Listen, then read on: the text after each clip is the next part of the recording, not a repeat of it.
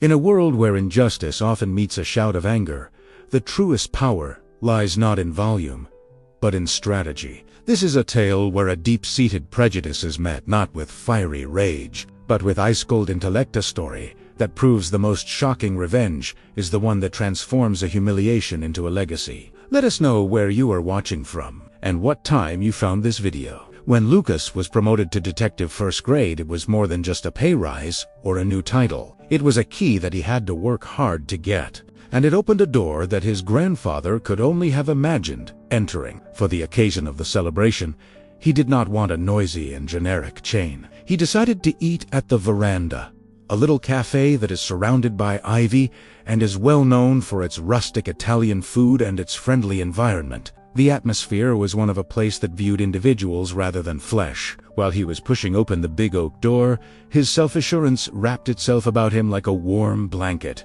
The inner warmth, however, was a fabrication. There was a pause in the clinking of silverware. A well-dressed pair looked up from their wine, their grins turning into something else when they saw the other person. The young lady who was serving as the hostess, who was carrying a clipboard, sprang back, as if he'd flashed a weapon rather than a hopeful grin. The air was heavy with the aroma of garlic and basil, and it was tinged with anxiety that was not being voiced. Okay, he was shown to a table and seated there. It wasn't the warm and inviting booths by the window. Rather, it was a cramped, shaky two-top that was squeezed in close proximity to the steps leading to the bathrooms. The staff would walk by with trays of soiled dishes. Eric, the waiter, was a canvas on which conflict was painted. As he set the menu down, he experienced a mild shaking of his hands. "Good evening," he murmured, unable to look Lucas in the eyes the whole time. "The ossobuco smells incredible,"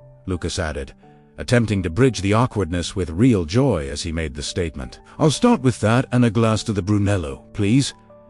There was a bob in Eric's Adam's apple. His appearance was that of a guy who was going to leap from a high height. "I am, sir. We can't," he stutteringly said, his voice hardly audible above a whisper. "We can't serve you." Initially, the words did not make sense to me. With his detective's mind already shifting gears and analyzing micro-expressions, Lucas lowered his head and leaned forward. "May I apologize? Is there a problem with the reservation that I made?"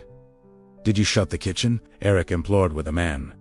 "Please, sir," as his eyes darted toward the doors leading to the kitchen. "This is not... I am truly sorry." Suddenly, Lucas's jubilant disposition vanished, and it was replaced by a chilly, well-known wait. "Please allow me to talk with the management right now." It was not with an expression of remorse in her eyes that the manager, a lady called Helen who wore a strict bun and had a more acerbic personality, came. Rather, she arrived with impatience. There was no pretension on her part. "Sir, we are unable to provide you with service." She spoke in a tone that was unwavering and certain, as if she were talking about a shipment of lettuce that had gone bad. "I will have to ask you to leave," she said. "On what grounds?" He employed the same tone of speech, with suspects in the interrogation room, which was dangerously calm. Lucas's voice was dangerously calm. "Our company has the right to decline service to any individual. Immediately. I beg you. You are making a commotion." She made a hazy motion in the direction of the other diners, who were now looking at her without any embarrassment. In a measured manner, Lucas stood up, his 6 feet 2 inches physique gradually spreading to its full height. Even if he was at home wearing the uniform of his job, the responsibility of carrying out his duties were still placed on his shoulders.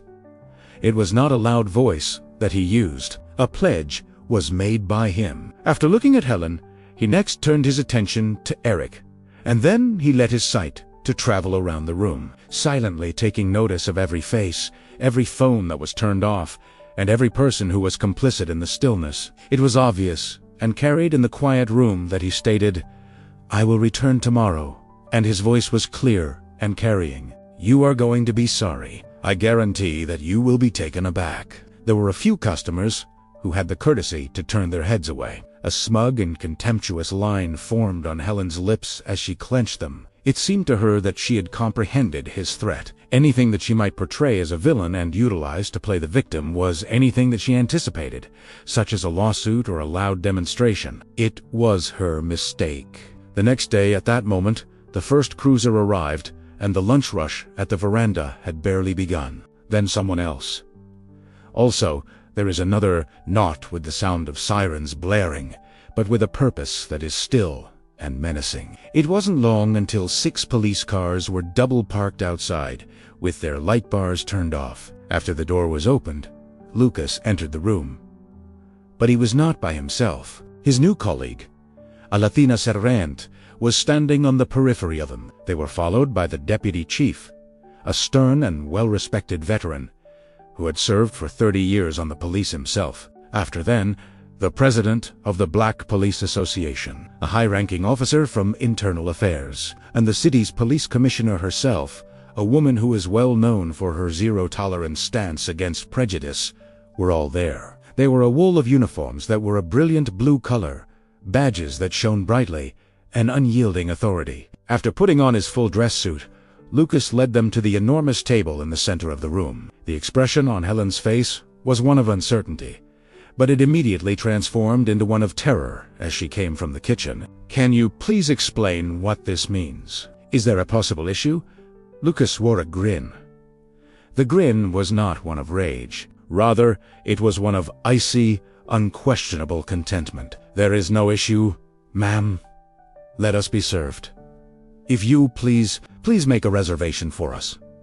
The commissioner took the initiative to enter. "To show our support for our colleague, Detective Lucas, we have gathered here. We have been told that this is the best location to have lunch." For the subsequent 2 hours, the restaurant underwent a complete transformation. When it came to providing outstanding service, the workers, who were pale and shaking, went above and above. Eric seemed to be on the verge of passing out as he poured water from a pitcher that was trembling. Helen was a ghost that lacked the ability to communicate and haunted the peripheral. However, the presence of the high-ranking commanders was not the true masterstroke that was perpetrated. That is exactly what they did. Nobody voiced any complaints. Neither of them caused a commotion. They exemplified success as customers. People were seen laughing, eating the costly specialties, and expressing their satisfaction with the cuisine. And each and every mouthful, each and every clink of their glasses, they held a mirror up to the intolerance that existed inside the restaurant. It was a flawless performance. Respectful. In addition, they spent a considerable amount of money. Other diners stared, captivated by what they saw. Images were taken by some certain individuals, upon recognizing the commissioner, seemed to be embarrassed by their own presence. After the last of the espressos had been consumed, Lucas made a request for the check. It was a valid business cost for him to pay for the full table using his department credit card, since it was a community outreach lunch. After they had finished getting ready to go, the commissioner turned to the manager, who had a pale face. Despite the fact that her tone was nice, her eyes were as cold as steel. "The food was truly excellent," she added. "In regard to your policy, it is unfortunate. Our contract for all forthcoming catered events will be reviewed by the Municipal Police Department, the Fraternal Order of Police, and the Firefighters Union. This evaluation will take place. The District Attorney's Office is responsible for a wide variety of duties as well. I will make it a point to provide them with my honest evaluation." The retaliation was not a yell. Rather, it was a whisper that reverberated with the sound of income that had been lost. It was not a fist. Rather, it was a ledger book that was dripping with blood. The public humiliation was not because of aggressive behavior, but rather because of the perfect and unassailable professionalism shown. In order to combat the bias of the restaurant, Lucas had created a weapon out of their respectability. He had taken their unwillingness to service a single African-American guy and made it into a lesson that was delivered by the most influential persons in authority structure of the city's law enforcement. It was not his rage that caused the shock. Rather, it was his impressive and devastating calmness. Despite the fact that the veranda did not shut on that particular day, a cloud was cast over it that would never, ever shake. And with his head held high, Lucas, the detective first grade, walked out of the room, his promotion being properly hailed and his message being delivered not just to them, but to everyone else as well. The quiet that was left behind after the cops went was more heavy than any noise that could have been heard. In a sense, the veranda was a crime scene, and it had the sensation of being one. The customers, who had just been exposed to the most devastating dining criticism that could possibly be imagined, started murmuring as their meals now tasted of ash and complicity. Since they had just watched it, during the lunch rush, checks were paid with hasty and clumsy motions, and the town turned into a ghost town. The receipt from the credit card that Helen was holding in her hand seemed like a conviction, as she stood still behind the hostess stand. The voice of Eric, who approached her, was barely audible. "Helen, what are we going to do?" She was unable to comment. At that moment, the phrase "right to refuse service to anyone" started to seem like a suicide note that she had written in her own handwriting. That afternoon, the shockwaves started to spread. On Instagram, a food blogger who had been eating there shared a breathless and thorough description of the event. Her photographs wonderfully captured the procession of police officers, as well as Helen's pale and distressed countenance. In addition to being viral in the local community, the post also caught fire. A calm dignity of the officer, a spectacular visual of united command staff, and the ingenious, non-violent character of the retribution were all elements that contributed to the story's potency and cinematic quality. One of the first news vans was positioned outside by the time dinner service began. In a state of panic, Helen dialed the number of the proprietor of the restaurant, a semi-retired individual named Robert, who resided in the next town and wanted to maintain a hands-off approach. However, he was no longer his phone was inundated with calls from various news organizations, and his email inbox was bombarded with angry letters from the police union, the fire union, and the mayor's office simultaneously. When he got to the veranda, he saw a small group of protesters holding posters that said, "Serve with pride, not prejudice, and we stand with Detective Lucas." The dining area was devoid of any individuals, with the exception of a solitary food reviewer from the most prominent newspaper in the city who was scribbling in a notebook. Almost immediately, Robert became enraged with Helen. "You disapproved of a police detective, right? The question, 'Are you insane?' was said by him before he was surrounded by a reporter who thrust a microphone in his face. At the same time, Lucas was working his way back to the station, where he was being congratulated by his fellow officers who had seen the news. His phone was constantly buzzing with messages of encouragement from people. However, he had a quiet and personal triumph. His point had been conveyed, but he was aware that the task was not yet finished. The second day after that, the actual dismantling started. Robert, who was working hard to rescue his company, decided to take extreme measures. As soon as he made the decision, he immediately dismissed Helen and issued a public apology, in which he specifically identified Lucas and vowed complete systemic change. The world, however, had moved on from Helen now. As a result of the very public declaration made by the police commissioner, the city has formally banned the veranda for all municipal services. This is a significant financial hit that amounts to tens of thousands of dollars annually. Violations of their inclusivity clauses were the reason given for the dissolution of the relationships with the delivery app. In spite of the fact that the restaurant had received 5 stars on each and every review site, it was flooded with 1 star evaluations that had nothing to do with the quality of the cuisine and everything to do with the administration of justice. However, the most unexpected turn of events was brought about by Eric, the young waiter. In an effort to overcome his own feelings of timidity, he reached out to Lucas by sending him a message on LinkedIn that was carefully crafted. Rather than requesting pardon, he requested a meeting in order to provide something.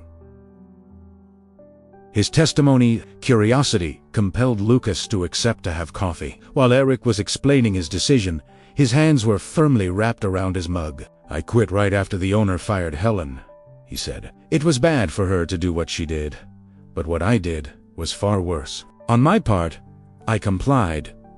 It is necessary for me to make that right." The thumb drive was given to Lucas by him. The surveillance video from the night you entered the building. The audio is also backed up by the system. It is possible to hear everything. Her directives to me, her justifications for it, During the course of the journey, Lucas developed a fresh level of admiration and regard for the young guy. Evidence was the focus of this investigation. It was no longer simply about a single eatery. In the week that followed, the veranda had become a phantom, and it was on the verge of being shut down. On the other hand, Lucas's vengeance included one last stunning deed. He did not file a lawsuit. He chose not to file any charges. He chose to hold a news conference instead, which he attended with the Commissioner of Police and the Director of Diversity and Inclusion for the city. He was a very composed and authoritative figure as he stood at the microphone. He added, "What happened to me was not an exception." And he was right. It is a symptom of a sickness that affects a great number of corporate entities. In order to make growth, punishment is not the only option. On account of this, we are putting up a remedy, on the condition that the restaurant become a city-funded pilot project for mandatory, intensive anti-bias, and de-escalation training for the entire service industry. He made the announcement that he was dropping all potential legal action against the veranda. This was carried out in collaboration with the city and the local business association. Robert, the proprietor of the restaurant, who had nothing left to lose, offered his consent without delay and expressed his gratitude. At this point, the establishment that had previously refused to serve a single African-American man would be transformed into a school, a live workshop, where employees from all over the city would come to learn how to ensure that this never happens again. Eric was recruited back to assist in leading the training, and he used his own experience as a case study on the cost of quiet.